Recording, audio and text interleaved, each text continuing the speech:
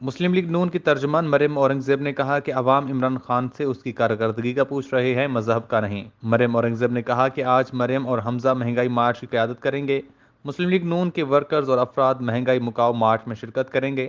پاکستان کے عوام کو علم ہونا چاہیے کہ وقت آ گیا ہے کہ 3.5 سال ملک کے اندر مہنگائی، بھوک، غربت، تباہی، آٹا، چینی، دوائی چوری اور کشمیر فروشی کے خلاف یہ مارچ ہے۔ ترجمان مسلم لیگ نون نے کہا کہ وہ شخص جو 3.5 سال عوام سے جھوٹ بولتا رہا، عوام کو گمراہ کیا، 3.5 سال فورن فنڈنگ کے ذریعے اوورسیز پاکستانیوں کے اربوں روپے کی منی لانڈرنگ کی، انہوں نے اپنے ذاتی اکاؤنٹ میں ملازمین کے اکاؤنٹس میں منی لانڈرنگ کرائی، وہ مدینہ کے نام پر سیاست کے نام کے بعد امر بالمعروف اور مذہب کے پیچھے چھپنے کی کوشش کر رہا ہے۔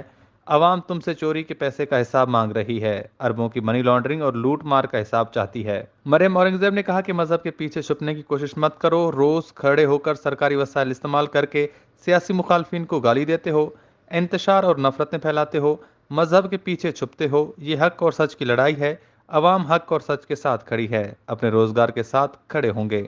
ترجمان مسلم لیگ نون نے کہا کہ یہ مارچ مہنگائی اور قرض کے خلاف ہے۔ عمران خان کو اب 3.5 سال بعد مذہب کارڈ استعمال کرنے کی ضرورت نہیں، عوام ان سے ان کی کارکردگی پوچھ رہی ہے، کشمیر فروشی کا سوال پوچھ رہی ہے، مہنگائی کا سوال کر رہی ہے۔ ترقی 5.8% سے 0.2% اور پھر -2% پر لے گئے۔ عوام ان کا مذہب نہیں پوچھ رہے، عوام جانتے ہیں کہ تمہارے پاس ٹرمپ کارڈ گالی ہے جو نوجوانوں کو سکھائی ہے۔